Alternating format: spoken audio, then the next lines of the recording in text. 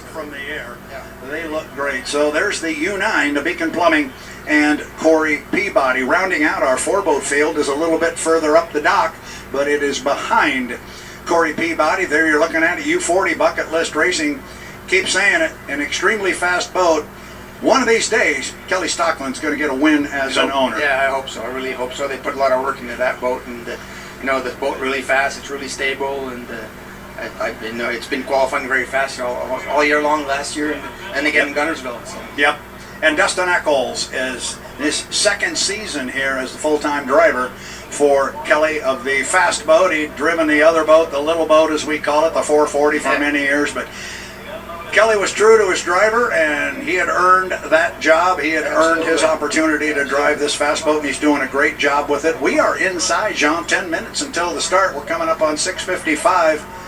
What's a driver doing right now in the cockpit? What's he doing while he's sitting there? I think he's really concentrating right now, thinking of what kind of strategy he's going to be doing, and what he's going to do for starting procedure and so forth. And it's a bit new again this year because with the 80 mile an hour is gone, and so the starting strategy's been changed. So, but I think he's concentrating on his strategy right now. So what do you think of this new start procedure? You watched a little bit of it last week with the score up and all that stuff. What do you think? I love it. Oh, you do? Oh, yeah. Oh, good. I love it. I'm happy they went back to that. That's the way it was when I started in 05. Yeah. So I just love it. And fighting for lanes, I think, it's so important for any type of hydroplane racing. Well, we always call it from the broadcaster perspective. It's the race before the race. A lot happens. You can win it and lose it right there. Absolutely. And you can have a slower boat, have good lane one, and win the race. Yep. And the lid is already down on Andrew Tate. One of the changes we made here a year ago, I'm sure you're aware of this, but as we look at the U91 there in the foreground, we see this crew member back there with a hand on the fairing at the back of the boat.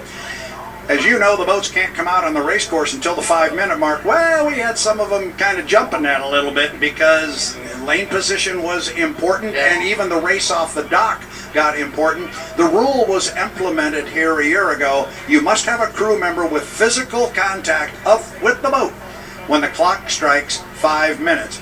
And the comment was made, if you can find somebody with 40-foot arms, that might be the guy you want. Yeah, exactly. But so it makes it fair for everybody. It does. Everybody's got to come off the dock at the same time. Nobody can cut the race course when they come out here. They are going to have to go out and around the course. And again, the 80 mile an hour rule that Jean Theoret says he's happy to see gone is indeed where one mark. 5 minutes, you see that crew member hanging on to the back of the boat. They'll twist the nose out. Brad, what are the DMZ zones here this weekend, Yes, I don't have a course map in front of me, but it is down there. They cannot go beyond the GP course. They got to come in before that, believe it or not. Okay. A little bit different, and then up at the top end, they've got to cut before the bridge. I can't tell you which exact buoy is up there, but they can still cut from back to front to back on the lower end of the race course where the boats are now. They can cut from the back stretch to the front stretch before they get to the bridge, as I saw the map. Good. Please don't anybody quote me on that one. I asked for a course map, I still haven't got one. But our boats are away from the dock. We got 4 expected. We got 1, 2, 3, 4, and now the fun begins. Everybody's on the water. So JMK came out first. He's going up the backstretch. And again, just to remind everybody, the next part of this start sequence is everybody's got to go around the course once. So we'll see that. But after that, then it's put your boat behind the start-finish line at 90 seconds. And if you jump that score-up buoy at 90 seconds, your buddy over here to my left is going to tell you to move to the outside. They're going to tell you to drop back and move to the outside. Again, the idea is not to disqualify you before the race. Okay, there's no penalty, it's just you have to go outside. Nope, you just have to go outside. That's exactly right. Then if you jump the start, we've got other issues there. But Jonathan Abbott, your buddy over here, he's got the watchful eye for that. We haven't had to do that yet. We haven't had anybody jump the score-up buoy. So we'll see how that plays out. It's going to happen at some point in time. But here comes the 2 Beacon boats. The 2 boats from Daryl and Vanessa Strong's. Oh, look at the great shot from the drone. You got JMK on the inside. Just to his right and behind him is Corey Peabody in the U9. They will come down here side by side. Looking at the clock now at 3 minutes and 3 seconds. Oh, now, there's Mike cutting the race course here. That's a legal maneuver. He will jump over to the other side. Says, I don't want to be a part of this. Now it's Corey and Andrew down at the bottom, and Dustin's going to go all the way down to the bottom end of the race course. 2:45 to the start. Everybody kind of bunched down at the bottom with the exception of Mike, and he's approaching the Milton Madison Bridge. Lot still to be decided here with regards to lanes. Jean, I know you're aware of this, but we're going 3 times around. The fastest race boats in the world. Now, our field is going to go underneath the bridge and find JMK sitting up there, and the radio guys are telling him where Mike is, right? Absolutely. They're saying he's sitting there probably in lane number 1. We saw Mike doing those slow timing runs, and he was definitely sitting in 1. Now watch this. We're at 2 minutes and 5 seconds. They can't cross this until the $1:30 mark, so Mike's going to try and defend that lane without jumping the minute 30s mark. So here they come off the top end. Got a lot of time to burn. They've got a lot of time to burn, but they all have to stay behind this.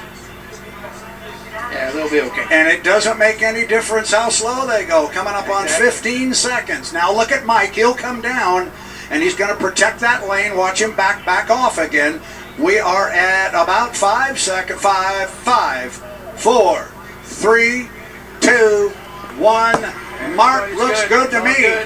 Looks good to me, and we've got a good score up from the officials. Now, they still haven't got their lanes established yet because they do that at the entrance to 2. 5-length overlap to move over on somebody. So now Mike's got to defend that lane, and the guy he's got to defend it against is his teammate, Corey Peabody. Yeah.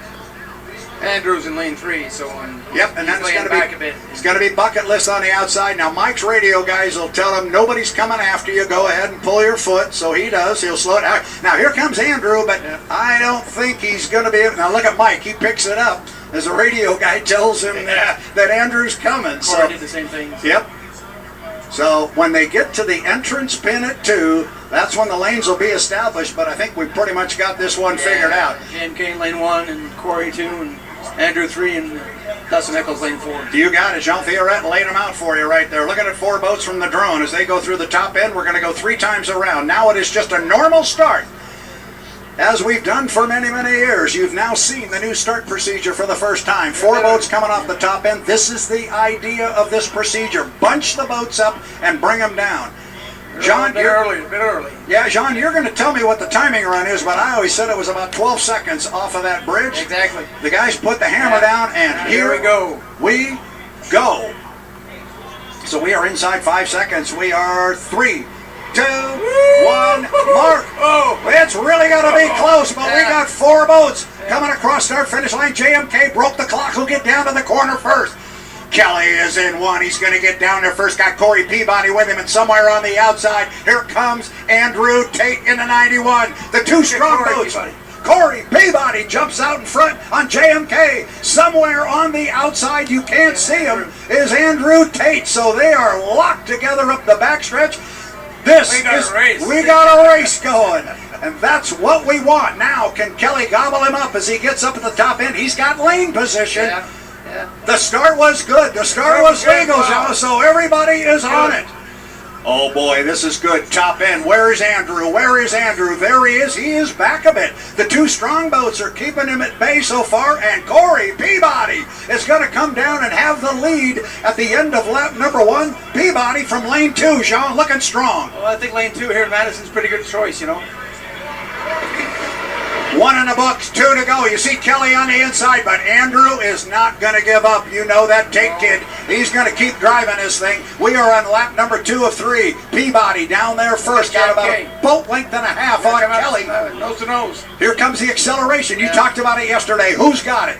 Who's got it? Oh, Corey Peabody looking good. He's got to protect that boat on his left. He's also got to watch Tate in the right side mirror. Corey's really doing a good job right now.